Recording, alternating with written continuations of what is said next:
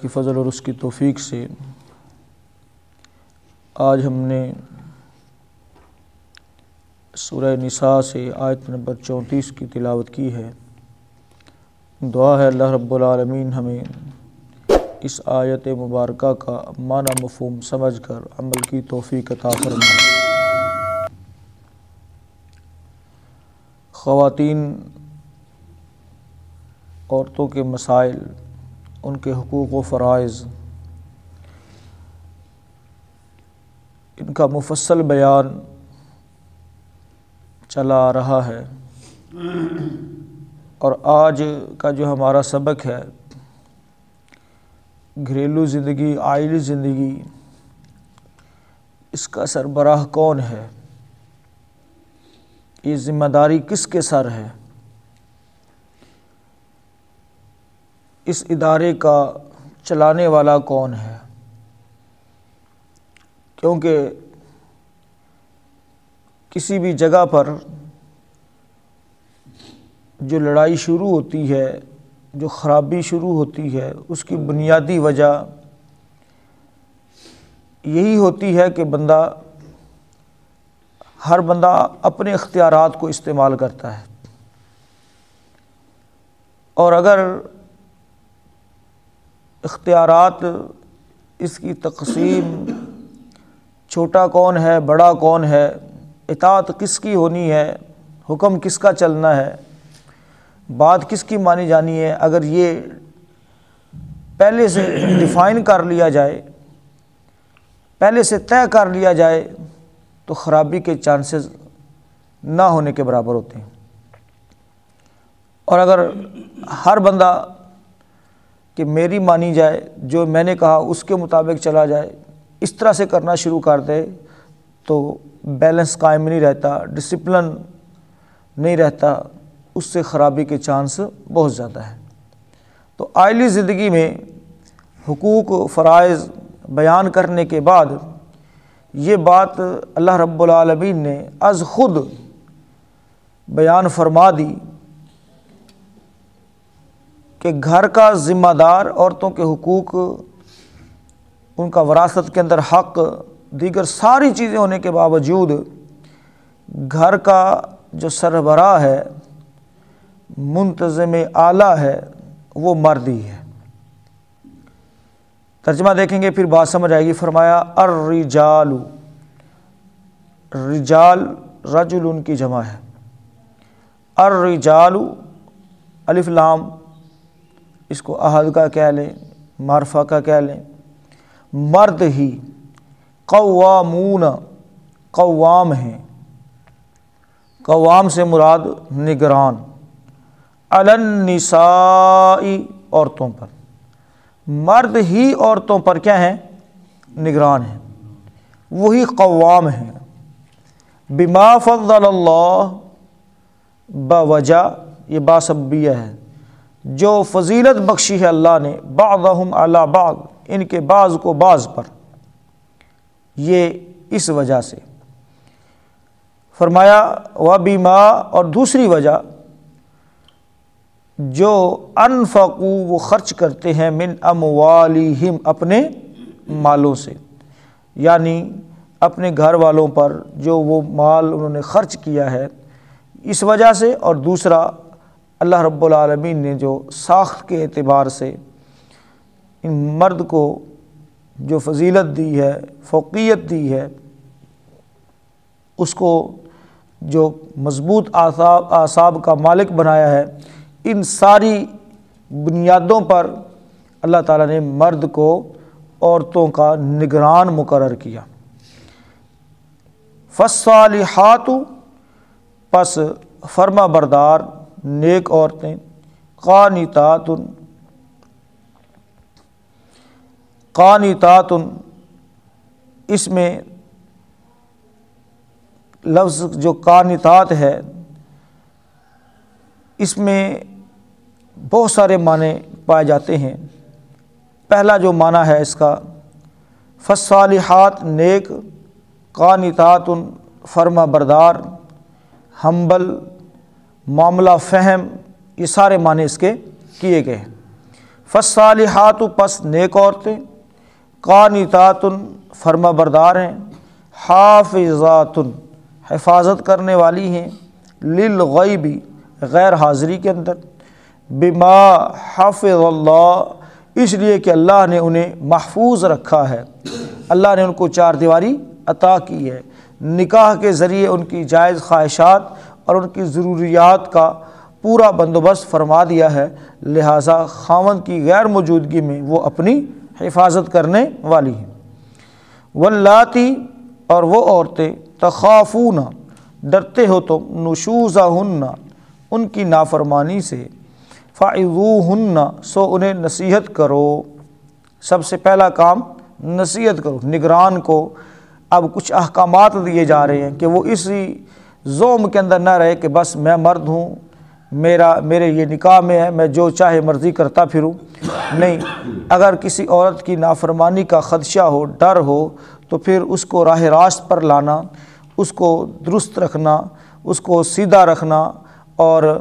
گھر کے ماحول کو خوشگوار رکھنا، اس کے لیے جو پہلا سٹیپ ہے فرمایا فَعِظُوهُنَّ پس ان کو واعظ کرو،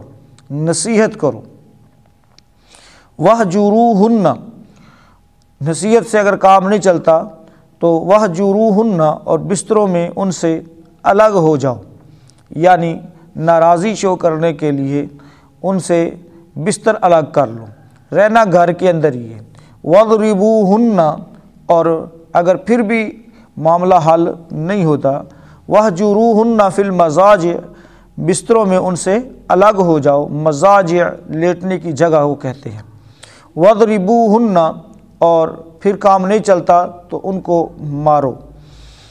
فَإِن پس اگر اطعنکم وہ تمہاری فرما برداری کریں، فَلَا تَبْغُوا پس مت تلاش کرو، علیہن ان کے اوپر سبیلا کوئی راستہ، یعنی زیادتی کا، خام خواہ تنگ کرنے کا، ستانے کا، ٹارچر کرنے کا کوئی بھی راستہ ان کے لیے تلاش نہ کرو۔ ان اللہ بے شک اللہ تعالیٰ کانا ہے علیًّا بہت بلند، کبیرہ اور بہت بڑا، علیًّا بہت بلند، کبیرہ بہت بڑا۔ ترجمہ دوبارہ سے دیکھیں، الرجال قوامون علی النساء مرد ہی عورتوں پر نگران ہیں، بما فضل اللہ بعضهم علی بعض اس وجہ سے کہ اللہ نے ان کے بعض کو بعض پر فضیلت عطا کی ہے، وبما انفقوا من اموالہم اور اس وجہ سے کہ انہوں نے اپنے مالوں سے خرچ کیا، فالصالحات پس نیک عورتیں، قانتات ان کی صفات، ان کی خوبیاں یہ ہیں کہ وہ فرما بردار ہیں، جو خاوند کہے اس کی مکمل اطاعت فرما برداری، حافظات غیر حاضری میں حفاظت کرنے والی ہیں، للغیب غیر حاضری میں، بما حافظ اللہ اس لیے کہ اللہ نے انہیں محفوظ رکھا،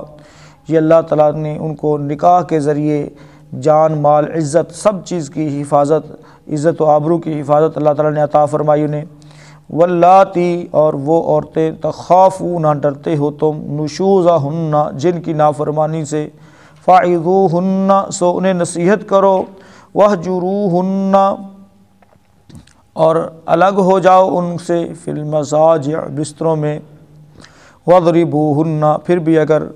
معاملہ سیدھا نہیں ہوتا تو انہیں مارو، فَإِنْ أَطَعْنَكُمْ پھر اگر وہ تمہاری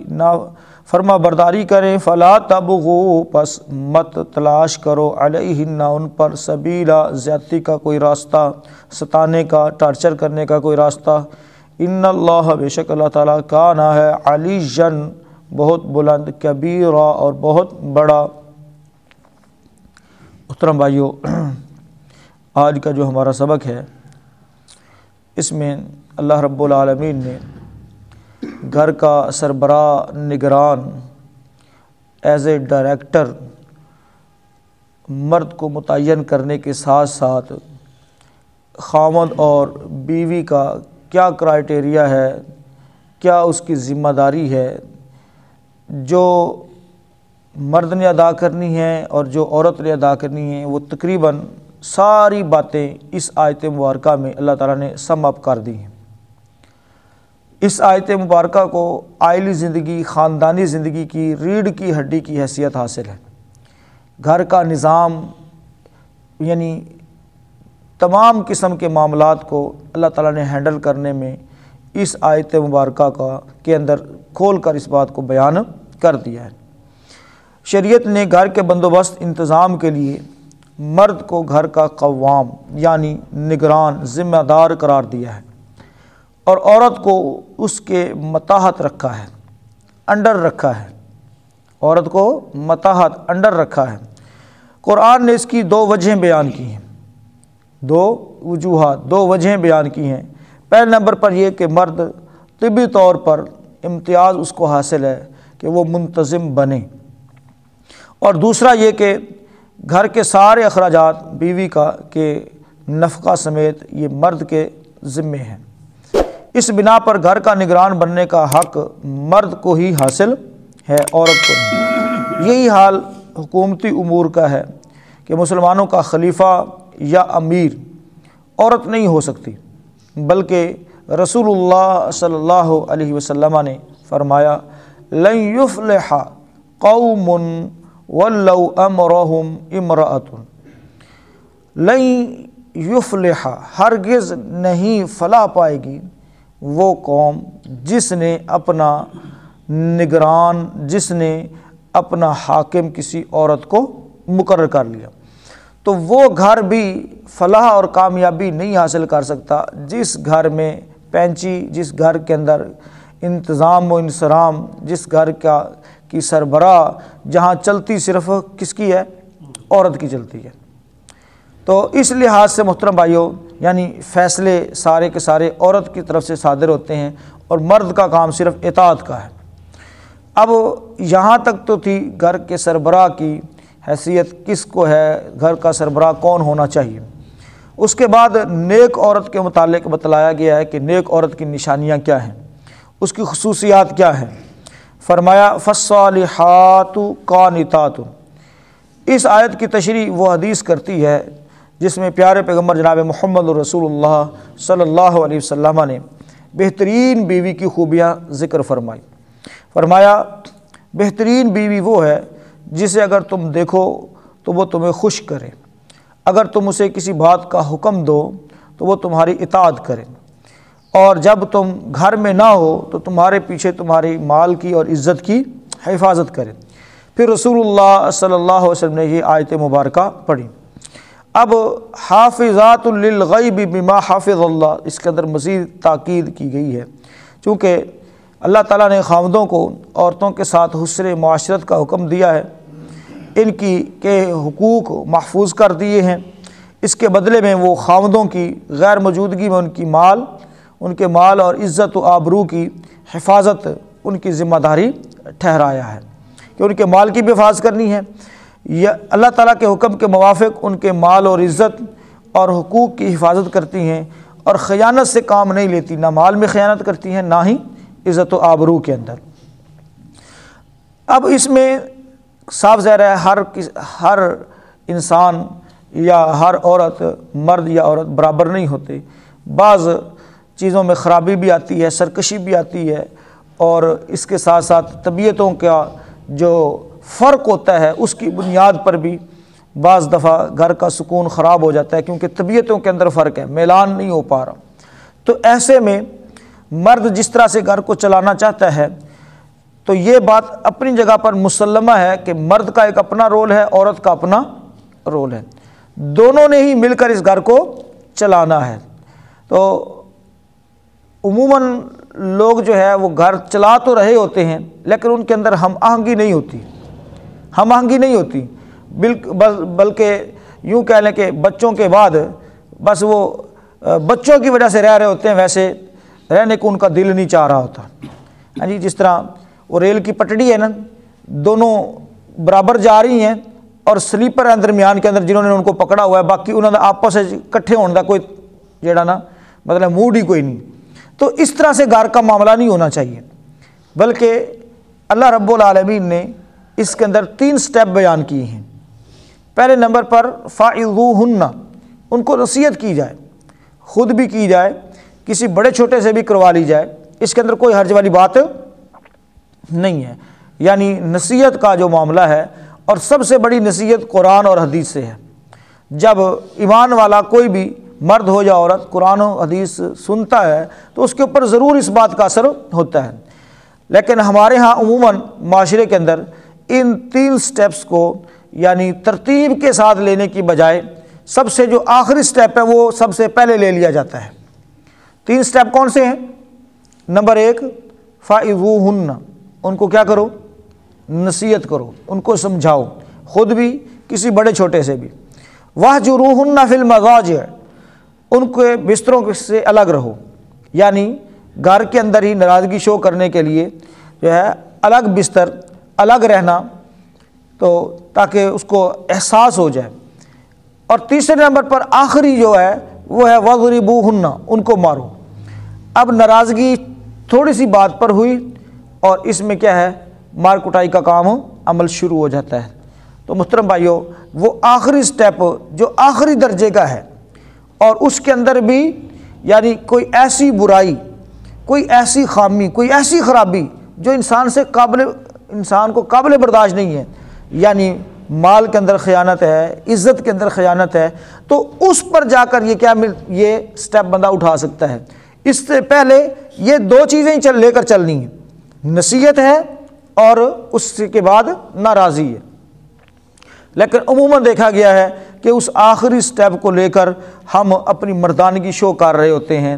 چیخ رہے ہوتے ہیں، چنگاڑ رہے ہوتے ہیں، زور زور سے بول رہے ہوتے ہیں، ہاتھ اٹھا رہے ہوتے ہیں۔ بھائی یاد رکھیں، نہ تو چنگاڑنا چیخنا کوئی مردانگی ہے، نہ ہی ہاتھ اٹھانا کوئی مردانگی ہے، بلکہ یہ ساری چیزیں مردانگی کے خلاف ہے۔ یہ مردانگی نہیں ہے بلکہ یہ جہالت ہے، اس کو دوسرے لفظوں میں جہالت کہہ سکتے۔ تو ان چیزوں سے بچنا بڑا ضروری ہے، جبکہ ہمارے یہ ساری چیزیں محترم بھائیوں مردانگی کے خلاف ہیں، لیکن ہمارے معاشرے کے اندر اسی کو مردانگی کا نام دیا جاتا ہے۔ اور اس کی وجہ سے آج اسلامی معاشرے کے اندر یہود و نصارہ کو اپنے پنجے گاڑنے کا موقع مل گیا۔ ہمارے ان لوگوں کی نادانی کی وجہ سے، جہالت کی وجہ سے، جنہوں نے عورتوں پر اپنا ہاتھ اٹھایا، جنہوں نے عورتوں کو ذلیل کیا، ان کی عزت نفس کا خیال نہیں رکھا، سیلف رسپیکٹ جو ہے وہ نہیں دی جاتی۔ بعض اوقات خرابی اس وجہ سے بھی ہوتی ہے کہ سیلف رسپیکٹ کا خیال نہیں رکھا جاتا، ہر بات میں ان کے جذبات کو کچلا جاتا ہے، ہر بات میں ان کی سوچ کو، ان کے مشورے کو نیگیٹو لیا جاتا ہے، جس کی وجہ سے سیلف رسپیکٹ نہیں رہتی۔ اور اس وجہ سے محترم بھائیوں ہمارے اسلامی معاشرے کے اندر یہود و نصارہ کو یہ باقاعدہ موقع ملا کہ وہ عورتوں کو اکسائیں، ان کے جذبات سے کھیلیں۔ اور آج آپ دیکھ لیں یہ مارچ ہے، اب تیاریاں ہو رہی ہیں باقاعدہ طور پر عورت مارچ کی، ہاں جی۔ اور یہ کون سی عورتیں ہیں جو یہ کہتی ملیں گی آپ کو کہ ہم روٹی نہیں پکا کے دے سکتی، ہم اپنے آپ کے بچوں کو نہیں پال سکتی، ہم فلاں نہیں کر سکتی، فلاں نہیں کر سکتی۔ تو اللہ رب العالمین نے مرد کو نگران بنایا ہے۔ نگران کا مطلب یہ نہیں ہے کہ وہ اپنے زور بازو کو ہمیشہ آزماتا رہے، بلکہ وہ نگران ہے۔ اور نگران آپ سمجھتے ہیں کہ نگران کس طرح سے جس طرح سے ہر معاملے کو مینٹین رکھتا ہے، ایسے گھر کے معاملات کو بھی کیا رکھے، مینٹین رکھے، اپنا غصہ اور دیگر جو چیزیں ہیں ان کو ایک طریقے کے ساتھ، حکمت عملی کے ساتھ، ہمبل طریقے سے ان کو سالو کرے گھر کے سارے معاملات کو۔ ہم آہنگی کا ہونا بڑا ضروری ہے۔ تو اللہ رب العالمین نے عورت کے نافرمانی کے رویے کو اختیار کرنے پر 3 نصیحتیں کی ہیں کہ حالات کے مطابق ان تینوں کو سٹیپ بائی سٹیپ جو ہے وہ آزمایا جائے، اور اگر پھر بھی نہیں ہوتا معاملہ، ہاں جی، پہلے تو بات یہ ہے کہ عموماً انشاءاللہ معاملہ سیدھا ہو جائے گا، اطاعت قبول کر لیں گے۔ اور مارنے کے اندر بھی چہرے پر مارنا یہ ممنوع ہے، اور اس قدر سخت مارنا کہ جس سے جسم کے اوپر نشانات پڑ جائیں، اس سے بھی شریعت نے منع فرمایا ہے۔ نہ چہرے پر مارنا ہے، نہ ہی ایسے زور سے ایسی سخت مار کے جس سے جسم کے اوپر نشانات پڑ جائیں، ان سے بھی اللہ رب العالمین نے منع کیا ہے۔ اور رسول اللہ صلی اللہ علیہ وسلم نے بدصورت کہنا عورت کو، اور اس طرح سے اس کو یعنی ڈیگریڈ کرنا یا عورت کے ساتھ بدتمیزی یا بد اخلاقی سے پیش آنا، اس کے گھر والوں کو گالیاں دینا ہے، عموماً یہ بھی بڑا خطرناک معاملہ ہوتا ہے، اور اس سے اور زیادہ چڑچڑاپن ہو جاتا ہے کہ بندہ غصے میں وجوہات کوئی ہیں، نقصان کسی نے کیا ہے، اور عورت کے میکے کو پڑنا شروع کر دیتا ہے جی۔ اب یہ بھی جو محترم بھائیوں کوئی مردانگی نہیں ہے، تو لہٰذا بندے کو چاہیے کہ وہ بندہ اچھے طریقے سے ہینڈل کرے، ان 3 معاملات میں سے سٹیپ بائی سٹیپ چلے، امید ہے کہ معاملہ جو ہے وہ درست ہو جائے گا۔ اب یہاں پر اللہ رب العالمین نے فلا تبغوا علیہن سبیلا کہہ کر کہ جب وہ مطیع ہو جائے، سوری کر لیں، ہو جاتا ہے بعض اوقات اونچ نیچ ہو جاتی ہے، تو سوری کا موقع بندے کو دینا چاہیے، معافی کا موقع بندے کو دینا چاہیے، اطاعت میں وہ آ جائیں تو پھر ان کے اوپر زیادتی کا کوئی راستہ تلاش ہی نہ کرو، ہمیشہ طلاق کی تلوار ان کے اوپر لٹکائے نہ رکھو، ان کو ٹارچر نہ کرو، بلکہ نہ ہی ان کو اتنا تنگ کرو کہ وہ خلا لینے پر مجبور ہو جائے۔ یہ ساری باتیں اللہ رب العالمین نے اس آیت کے اندر سٹیپ بائی سٹیپ بیان کی ہیں۔ اللہ تعالیٰ سے دعا کرتے ہیں اللہ رب العالمین ہمیں اس آیت مبارکہ کو سمجھ کر عمل کی توفیق عطا فرمائے، ہمیں ہمارے گھروں کو سکون کا گہوارہ بنا دے، ہر قسم کے فتنے سے فساد سے محفوظ فرما دے، نفس کی شرارتوں سے شیطان کی شر سے محفوظ فرمائے۔ دیکھ لیجیے اس آیت مبارکہ کو، جو بات سمجھ آئے تو پوچھ لیجیے۔